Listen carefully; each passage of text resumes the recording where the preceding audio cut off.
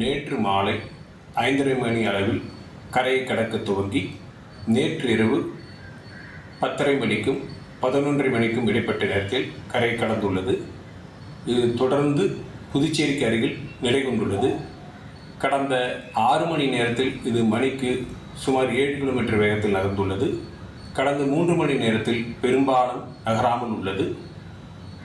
தற்போதைய நிலவரப்படி இது தொடர்ந்து மேற்கு திசையில் மெதுவாக நகர்ந்து அடுத்து ஒரு 3 மணி நேரத்தில் ஆழ்ந்த காற்றழுத்த தாழ்வு மண்டலமாக வலுக்குறையக்கூடும். இதுவரை பதிவான தகவல்களின் அடிப்படையில் கடந்த 24 மணி நேரத்தில்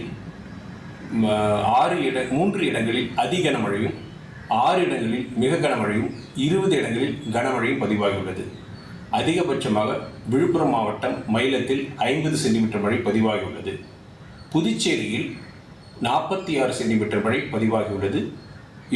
இதுவரை பதிவான மழையின் அளவை தரவுகளின் அடிப்படையை பொறுத்தவரையில் அதிகபட்ச மழையாகும்.